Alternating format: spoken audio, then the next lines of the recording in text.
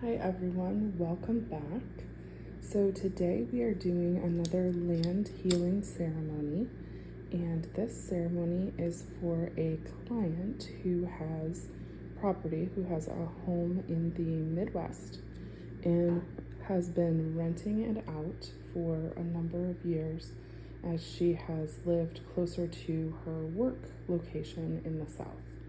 She is now going to be moving back to this house that she has owned and has been renting for several years. It's a bit of a messed up situation with rental agreements and what the renters were actually doing to the place and all of that. So what we're doing today is we are healing the land and we're healing the home.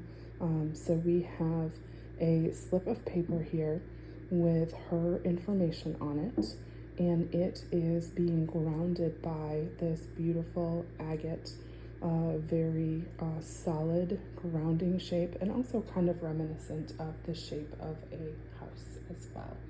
So just doing some healing work as she returns to this land, to this home, to help it feel really good and protected and grounded and just good energy all around. So we're going to be doing a stone grid to be able to heal the land and do the ceremony. So around the agate, I am placing flourite, and flourite is great for bringing in new dimensions, and specifically new dimensions of harmony in life. So it also brings in beauty and flow. So we definitely are wanting that for this client. Some harmony, some beauty, some flow, some good vibes as she comes back to this home. So then we are going to place around the flourite hematite. And hematite has a very calming and grounding energy. And of course, after the chaos of moving cross country, as anyone who has ever moved will know, calming, grounding energy is going to be exactly the thing. So hematite is a very balancing stone. It also brings in stability and security, particularly in the root chakra area. So root chakra is all about survival, where we belong, really wanting to focus on bringing in that stability to the root chakra. So next, we are going to be placing pink opal. And pink opal is all about calming and tranquility, and especially calming and tranquility in the heart center area. So, of course, the saying, home is where the heart is. We are wanting to bring in very calming and tranquil heart space. After the pink opal, we are going to place serpentine. And serpentine is all about rebirth. It's about taking charge of one's life, not leaving things to chance, really just stepping in as the sovereign in your life and making it your own. Serpentine is also reminiscent of snakeskin. I'll show you up close here, the patterning on it. And so it's all about shedding what does not serve and really stepping into a new pattern, to a new life, similarly to the way that a snake would shed their skin. It also has quite a bit of sulfur in it, so it is good for kind of burning off what we no longer want, burning off what is just not serving, is old, outdated, and that we're ready to let go of. And after the serpentine, the next layer, we are going to place Mary Ellen Jasper. Now, jasper is one of my favorite stones. Love jasper for its grounding properties, for its calming. It's just a very calming presence in a stone. This Mary Ellen Jasper is found in one specific mine, and it has a beautiful kind of brown and red tone to it. So Mary Ellen Jasper is here to bring balance as well as luck and courage to this client's life. So we definitely want balance. We need a little luck when it comes to the home and repairs, and certainly balance. So our next stone is all about invoking a sense of calm. And this is sieber agate, a beautiful blue to blue-gray, sometimes a little bit steely in color stone. So this sieber agate is actually came from the old copper smelting process once upon a time. So it really is kind of a cast off from that process, and comes in all different shades of blue, blue-gray, kind of blue-green, beautiful, beautiful stone. And this is to invoke a sense of calm, peace.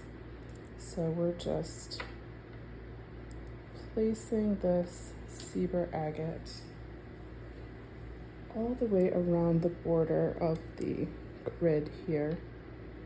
Just really wanting to encase this whole situation in calm, peacefulness.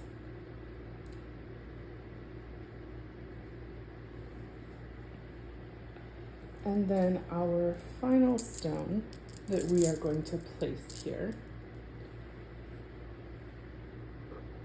is going to be clear quartz. And it's clear quartz moons. And I love using moons when there is a change in phase, when there's a shift in someone's life, kind of a different direction that they're going in. The crescent moon just beautifully represents, the cycle of the moon, the phase, the shifting as the moon goes through its different phases throughout the month. Just gonna zoom this out so you can see the whole picture here of the grid. And so clear quartz also is very reflective.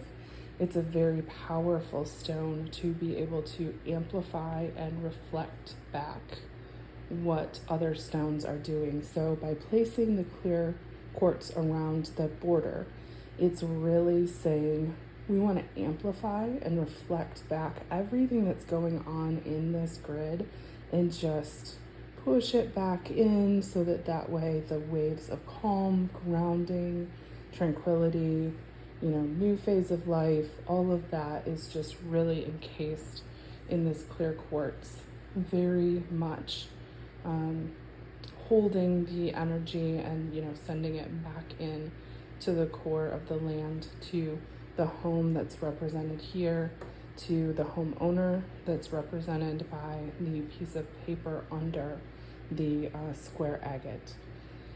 And so now that we have our grid set, just going to kind of tune in to this land, to this home, to this homeowner, to the client, and just see if there's anything else that the land is calling for here in this beautiful land healing ceremony.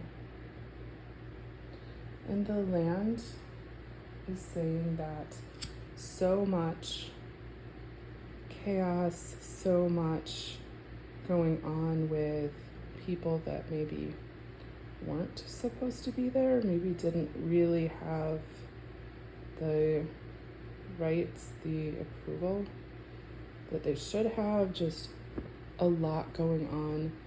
They're just clearing this whole space, this whole grid one more time, and adding that layer of smoke clearing for any lingering things that may be going on there, any misunderstandings, any hurts, anything that just needs to be released.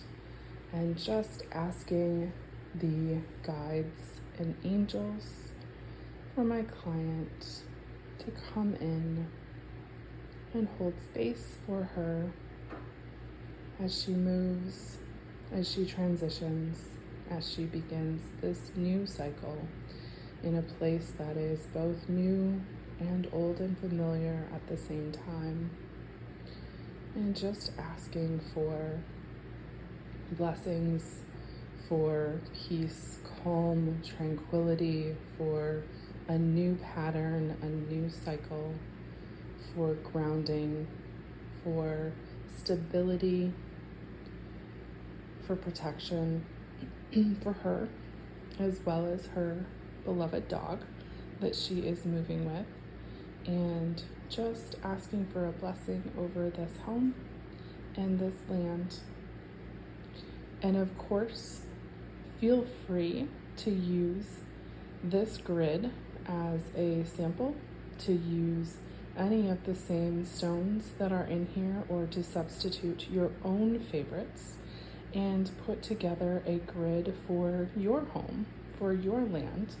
And if you do, drop a comment. I would love to see the grids. I would love to know how it went and what your favorite stone is for land healing and gridding at your house. Thanks, everyone. Until next time.